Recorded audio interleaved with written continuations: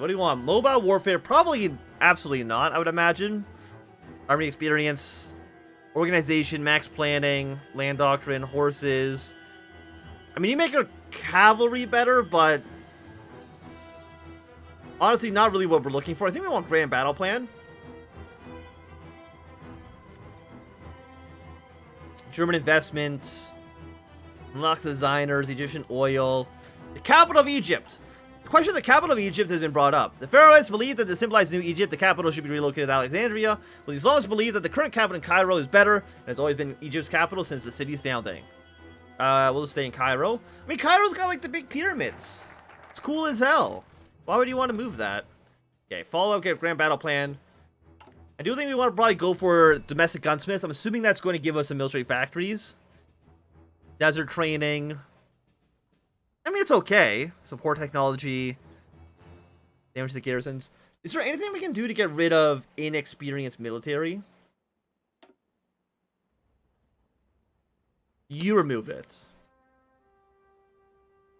I mean, it's not great. It's not a good, good look for us. This is just basically a penalty. And we're almost actually in 38. This actually is going along way faster than I thought it would. Hello, Magna. Welcome, welcome. Right now, we're at 15 divisions. How are our new units coming around? We got 3 more on their way. Okay. We can actually have up to 31 divisions now. Switzerland's joining the Internationale. Trying to build new government, new capital from scratch. I know, isn't Indonesia doing that? Isn't Indonesia building a new capital on Borneo? Like, they want to get, they're like trying to move away from Jakarta. I think I heard about that. They both are.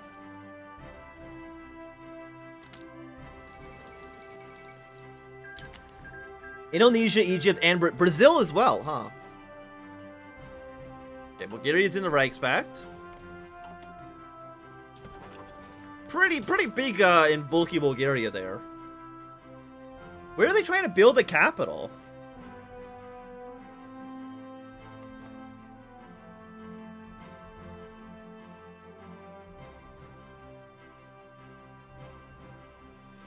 It's east of the current capital? So they're like building it like right here? Like near the Suez, I guess?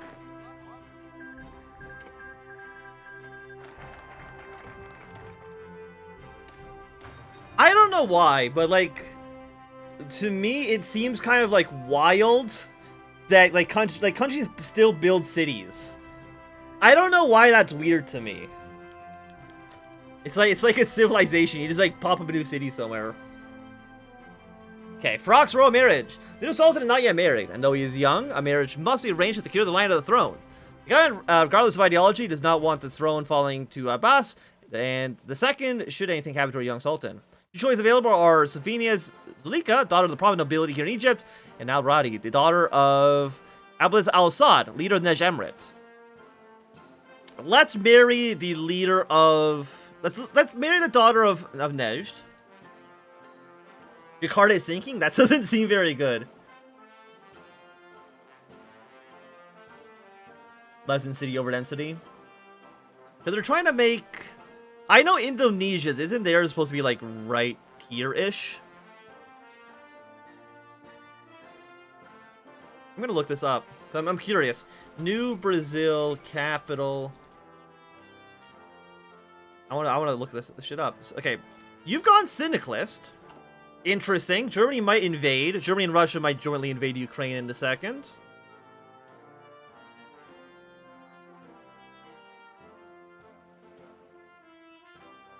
Brasilia is a name? Isn't Brasilia already a city?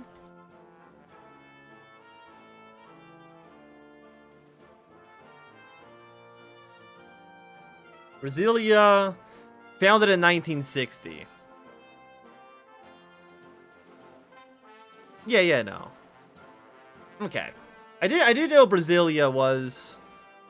I was like, apparently I have points here. Oh, hell yeah. Go... Probably superior. You know what? Give me grand battle plan. Just somewhere on Borneo. Give me domestic gunsmiths. Did I waste too much time there? I think I did waste some time. My bad. Egypt, new capital city. They are building a new capital. Okay, Russia declared war on the Central Asia. The 37 Egyptian Cup Finals. Today, the night 37 Egyptian Cup. Reach final match today. Who will win the gold?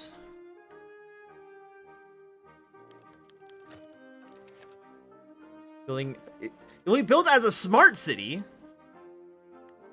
Okay, celebrate Eid. It's going to cost $45 billion. Does Egypt have $45 billion to spend on a new capital? What the hell is this? I'm looking up at these pictures. And I'm like, what the fuck? What's happening here? Okay, royal wedding. Today is a special day. Farak and Al Brady. I did not pause the game. Hey, congrats to the Red Giants. Have been wed in a lavish ceremony to celebrate the joyous occasion today. It's a day off from work throughout the Sultanate, and many within the Cairo have turned out to see the lovely couple. Belize Al Saud and his entourage are here to see his daughter off to become Sultan of Egypt. As per custom, the father, the first established, she has taken the name Farah to become the Sultana of Egypt.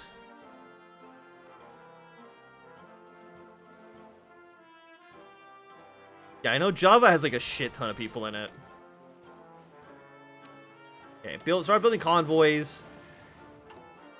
We honestly probably just want one more on rifles for now.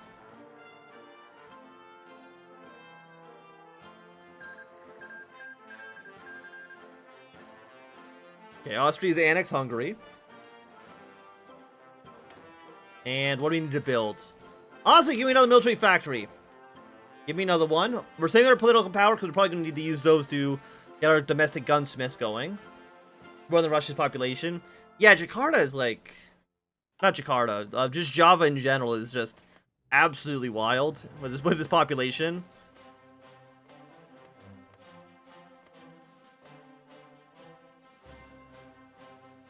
Pretty sure that's more than like most countries' population. 145 million. Okay, Yucatan has won their war against has won their war against Mexico. They get to stay independent. Good for them. Can they join a faction, do you think? Do you think they can, like, join the Entente or something? Oh, they can join Central America. Damn. I didn't know they could even do that. Foreign investments. I don't know what Yucatan can do. Anyways. Desert training. I mean, I would like to get the new Egyptian army thing. It's like, that is... Oh, no, you don't need these. You just need to get down this tree. But it is 38, so we probably want to focus more on getting the Arab Congress going.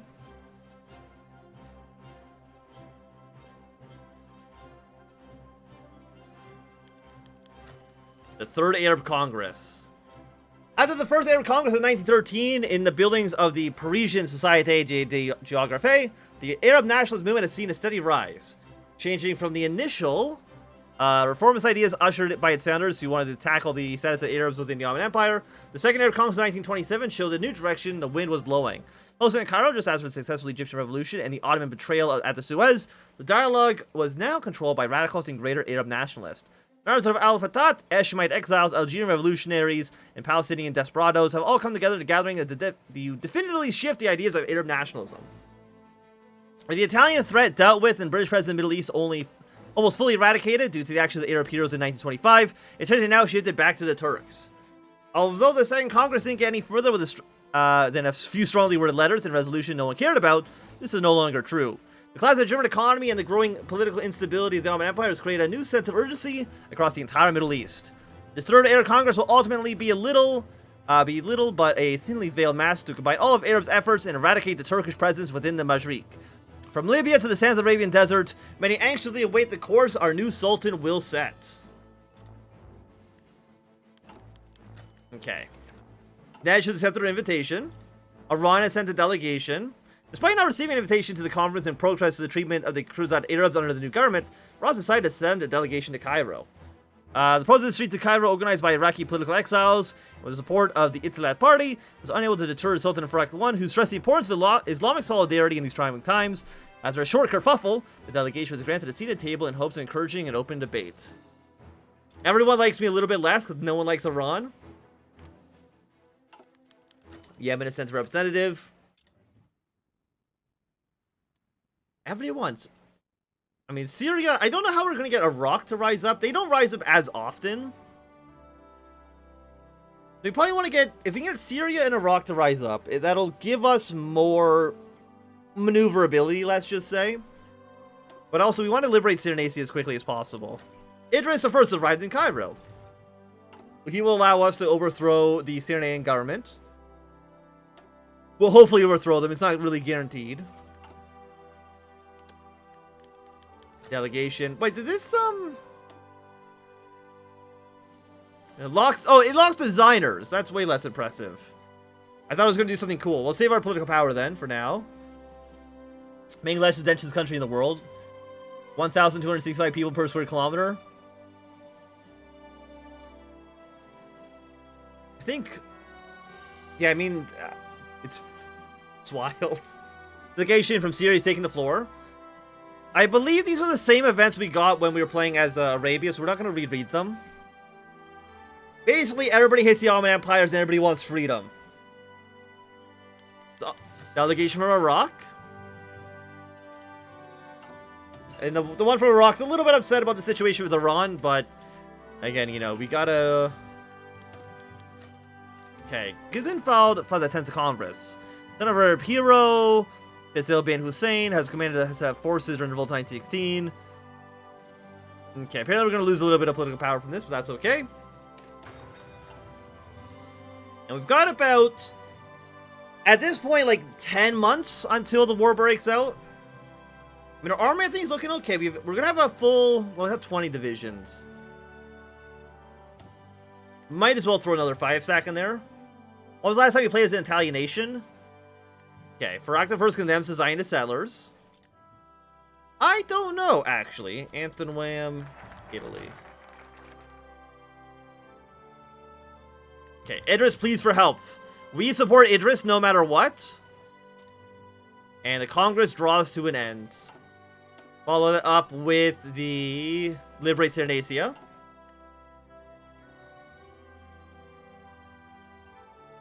Doesn't like 95% of Mongolia's population live in the capital? Like, isn't Mongolia like 3 million people, but like 2.5 million live in the capital city?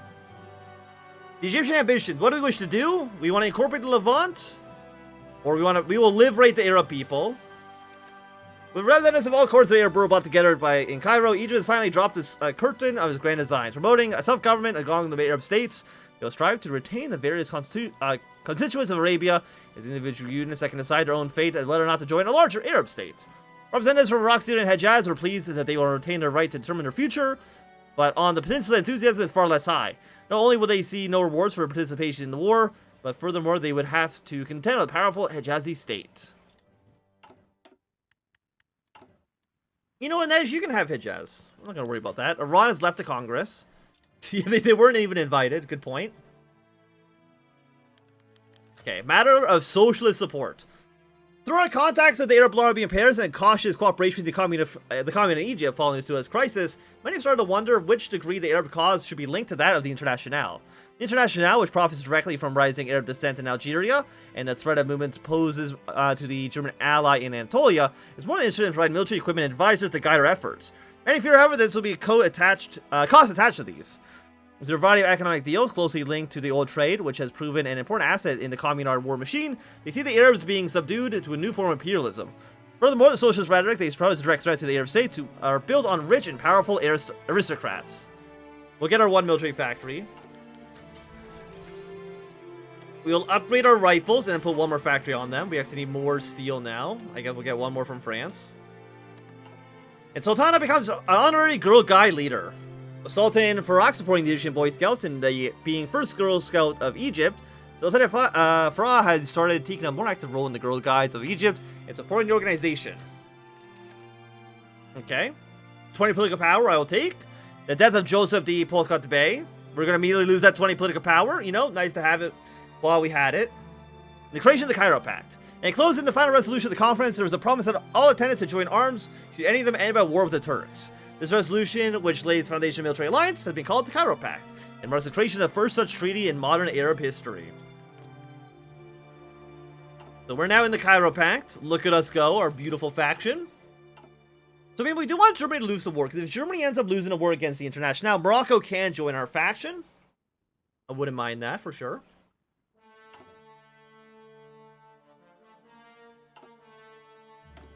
Efficient resources. I don't think we don't really need to import I think aluminum or rubber too much. Not like we're going to get it from our war from the Ottoman Empire, but still. Like we're making like 1 plane a month. 4 planes a month, holy shit. We'd love to see it. Okay, the Liberal Pact is formed. Isn't? Okay, so we got 2 members in the Liberal Pact. There'll be 2 members of the Socialist Pact. They will go to war with one another. Support companies, infantry, we're getting all of those stuff done. Honestly, I think 36 fighters are probably not worth it. Give me one level of excavation. No more, no less. Also, I did not buff the Russians. I forgot to buff the Russians again, but that's okay. We're not playing in that part of the world anyway, so it's not a big deal for us personally. Okay, liberate Cyrenaica. You need to be... You don't do anything right now. 2 naval slots. Let us get Radio Free Palestine.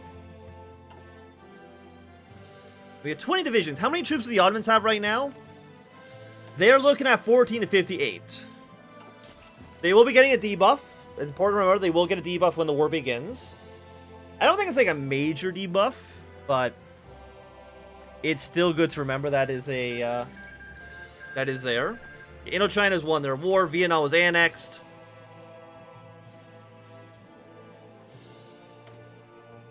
Yeah, ignore you for now.